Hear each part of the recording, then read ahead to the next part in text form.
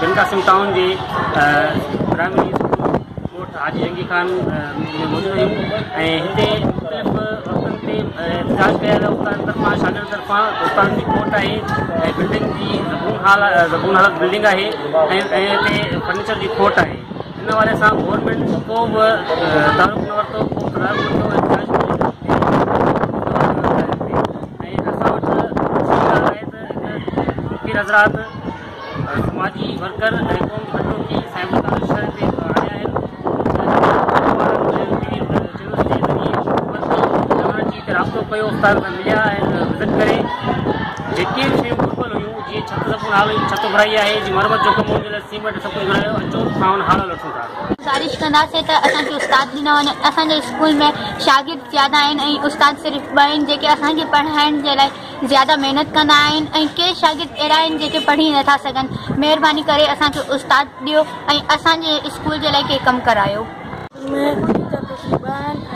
ॿार घणा आहिनि ऐं असांजे स्कूल में क्लासूं 5 आहिनि जंहिंमें टोटली ॿ टीचर आहिनि ऐं बक़ाइदा 3 क्लासूं ईअं ई हूंदियूं आहिनि। उन्हनि में एतिरा ॿार आहिनि जंहिं गणी नथा सघूं, बाक़ी उन्हनि खे पढ़ाइण वारो केर बि न आहे।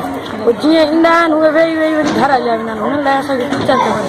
असां गुज़ारिश कंदासीं असांखे टीचर ॾियो, असांखे 3 टीचर खपनि असांजे स्कूल में। महिरबानी।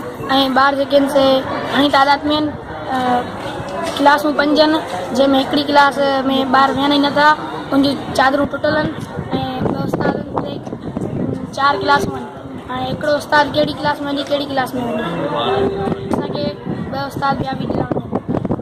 पढ़ाई बि थोरो सही आहे ऐं उस्ताद बि खपनि। क्लास ठाराए ॾियो, स्कूल ठाराए ॾियो ऐं छत बि लॻाराए ॾियो असांखे ऐं उस्ताद बि घटि आहिनि असांजा।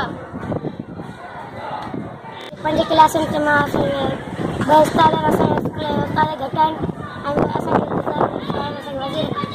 गुज़ारिश आहे त असांखे उस्ताद खपनि।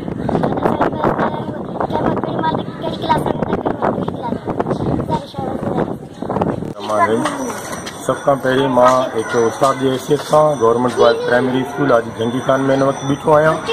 मां सब खां पहिरीं साईं फ़क़ीर अब्दुल क़ादिर शर साहब जो इंतिहाई शुक्रगुज़ार आहियां, तोराइतो आहियां जो उन मीडिया जे करे असांजो इहो रिपोर्ट ॾिठो, दोस्तनि सां उन वॾी नेशन में रहियो ऐं पाण साईं जिन अची हिन स्कूल जो विज़िट कयो। विज़िट करण खां बाद जॾहिं साईं जिन खे अहसासु थियो त वाक़ई हिन स्कूल में बिल्डिंग जी हालत ख़राबु आहे, हिन जी घणी क़दुरु का मरम्मत कराई वञे या पर हुन जी जेका पंहिंजी साईं वारनि जी तबियत आहे, साईं वारनि जो जेको हदु हूंदो आहे, उनजे करे साईं असां सां घणो तावन पिया कनि, कोऑपरेट पिया कनि। हिन वक़्तु बि असांजे स्कूल में सीमेंट वग़ैरह पहुची चुको आहे, चादरूं अची चुका आहिनि। त इनशा ताला साईं वारा कराईंदा। ऐं मां जॾहिं साईं सां पहिरियों दफ़ो मिलियुसि त मूंखे ईअं लॻो त साईं ग़रीबनि जे लाइ हिकिड़ो हमदर्द आहे, ग़रीबनि सां वाबेली आहिनि। साईं वारनि जो तमामु घणो शुक्रगुज़ार आहियां त साईं वारनि मूं ॿुधो त जॾहिं सेकेंडरी स्कूल में बि कमु करायो त असांखे इहो पक थियो त साईं जॾहिं हिते आया आहिनि स्कूल में त इहे ज़रूरु हिन स्कूल जे लाइ कुझु न कुझु कंदा ऐं यकीन ॾियानी कराए विया। पर अॼु उहो सच ब करे ॾेखारियो, सामान पहुची चुको आहे। मां उमेदु कंदुसि त साईं जिन हमेशह असां सां ईअं तावन कंदा रहंदा ऐं मां साईं जे लाइ दुआ गो आहियां त अल्लाह साईं जिन खे ज़िंदगी अता करे, सिहत अता करे, तरक़ी अता फरमाए, साईं जिन खे मदीने जी ज़ियारत कराए। ऐं हिन खां बाद जेको आहे मां पंहिंजे स्कूल जे ॿारनि खे बि इहो चवंदुसि त अहिड़ा मौसम जॾहिं असांखे मिलनि था त उन्हनि मौसमनि खां बि असांखे कुझु सिखणु खपे ऐं असां उन्हनि जे राह ते हलण जी कोशिशि कयूं।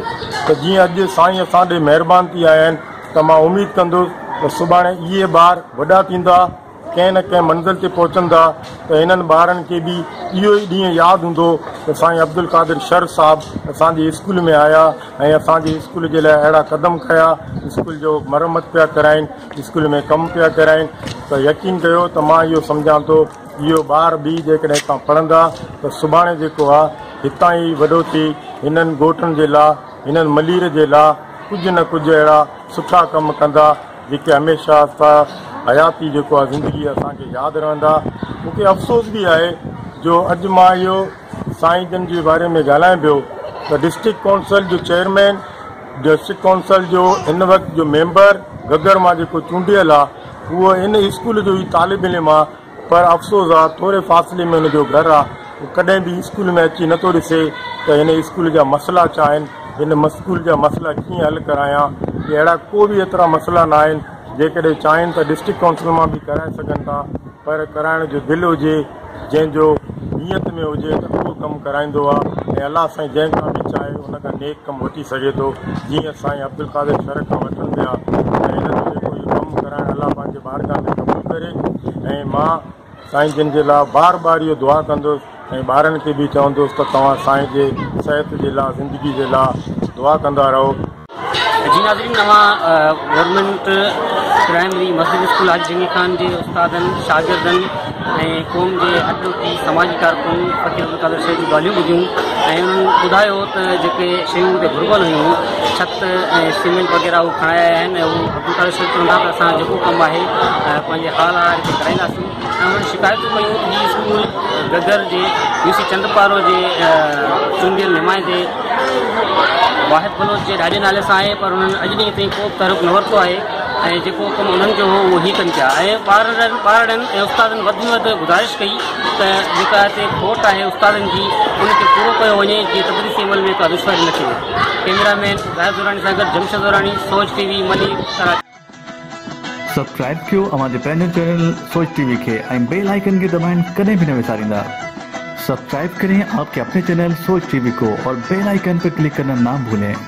Don't forget to subscribe our channel Soch TV and press the bell icon.